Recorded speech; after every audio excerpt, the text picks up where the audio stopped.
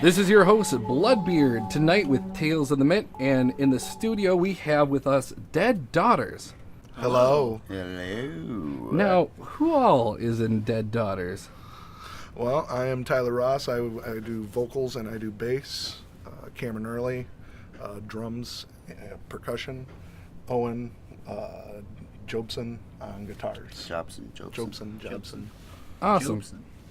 Now, just to kick things off here, when I do these interviews, I like to research as much as possible, know what I'm getting myself into, know the people, know their online presence, and just try to nitpick at some details that stuck out to me. But you guys, you don't really have anything online right now. Are you guys secretive or something? Well, we all haven't really been in a band in this area. We all kind of have mixed history in bands. So like Owen, you did punk and stuff for a long time. Yeah, I did a lot of projects that were involved in the Livingston County kind of Bay County area for a long time between the metal and punk scene. So nothing around here. Mainly yet. just coming on the scene. So Yeah. And then Make sure we were had our stuff together. And then I mostly did cover bands and stuff like that. So Okay.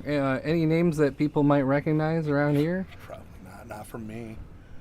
Miradia, that was the last one. That was a Bay City project I was in for a while. Knife Off was another hardcore band. Mm-hmm.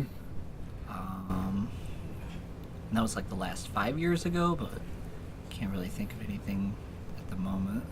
yeah, we're 2 shows in and not too much social promotion yet. So No. Awesome. nothing recorded but So, speaking about of names, your name, Dead Daughters, I couldn't help but notice you're all dudes. So, how'd you get Dead Daughters? honestly, we had a group chat for the year we practiced before we started playing. We had a group chat where we were just spitting names into relentlessly, Yeah.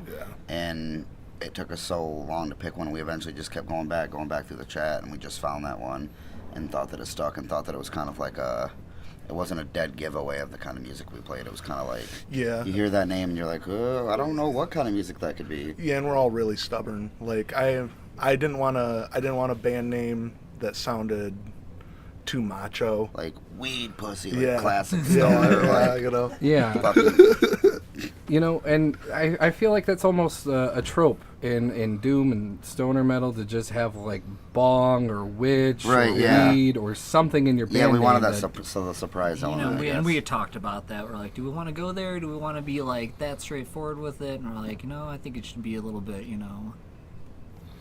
Which I think worked hidden. for us, because then people saw our first show and they were like, what the fuck? Yeah, and we've been our last 2 shows have been booked with mostly punk bands. Hmm. And then sometimes we played GTG, the GTG house for pre-fest, and all the bands there were pop punk bands. And I don't think any of the bands there had ever seen us before, other than Miskey from City Mouse. Yeah, because we had only the one show. Yeah, and I don't think they were expecting us to, melt some fucking faces in the crowd. So. Oh, yeah.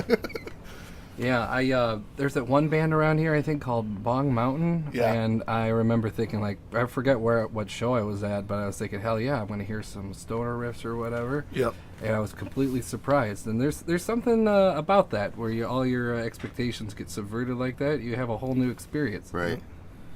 Yep. Yeah, definitely. Definitely, all the way. They're like an indie project, right? Yeah, they are. And I just went in there thinking they're gonna crush me, but they surprised me, and I still ended up having a good time. Yeah, right. Hell yeah. That's awesome. Yeah. So you mentioned that it's you've only had a few shows under your belt. How is it that you ended up headlining Dark Art of Michigan in October? Honestly, just I work with Tisha. I work at Ruckus Ramen doing the noodle thing. Mm-hmm. And just being around her and hearing her talk about how her headliner backed out, or maybe not headliner, but one of the bands backed out.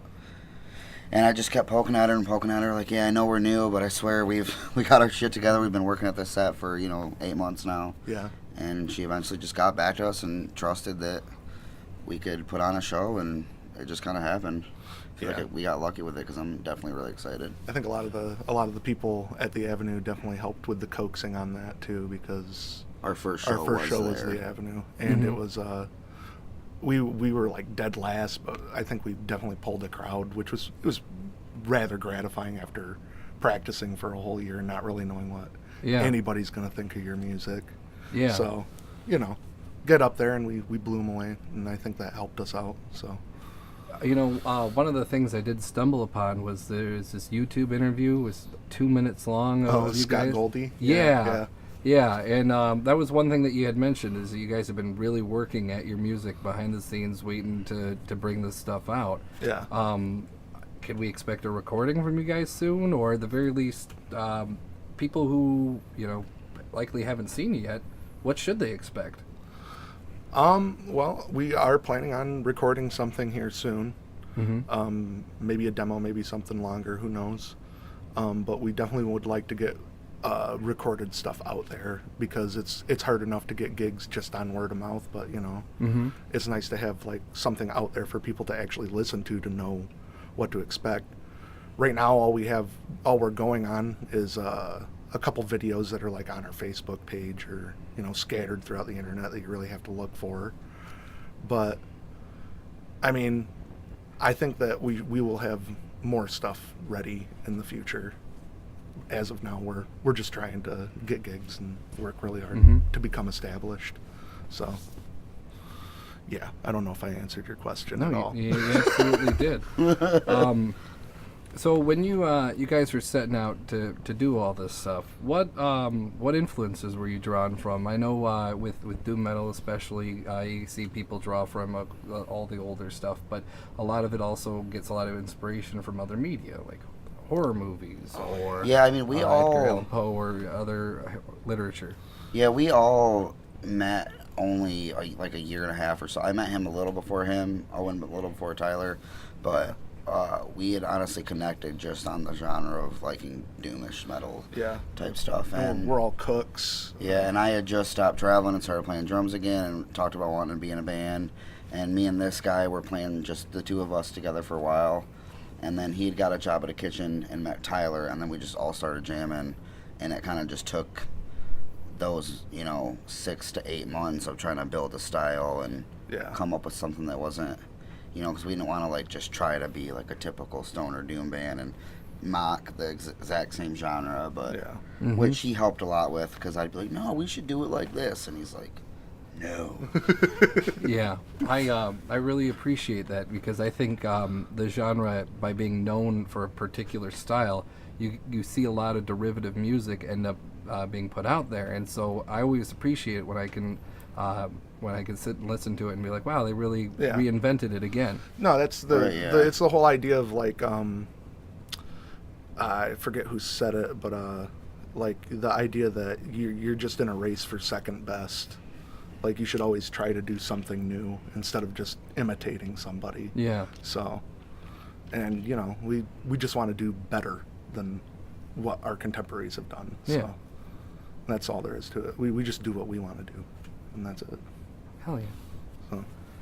So it's getting closer and closer to Halloween, which is perfect for doom metal's perfect for the Halloween season. Usually is. And yes. What do guys like you do to get ready for Halloween? Well, a lot of boozing.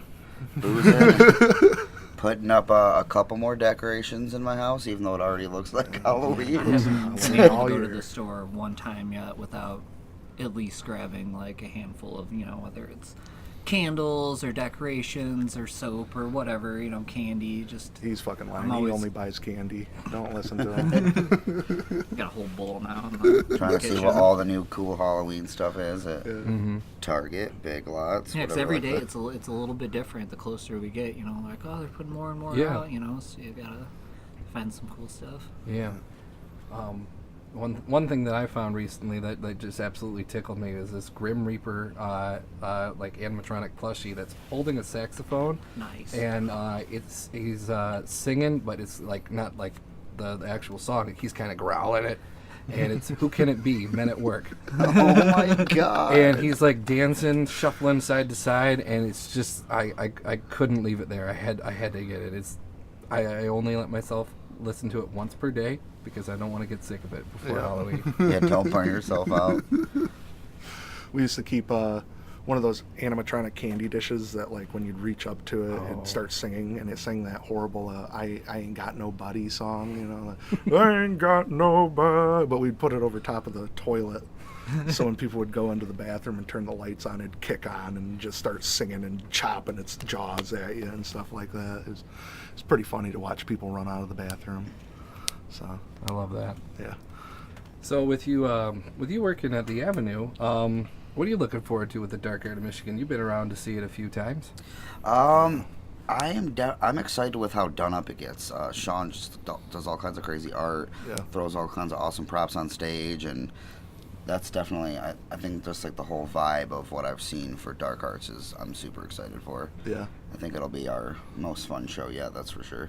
Dark Arts is always cool at the Avenue because it's like it's the vendors and everything that come in. They always have like super cool stuff for sale, and it's all super Halloween-y, and definitely with like doomers like us, I'm so excited to play a Halloween event.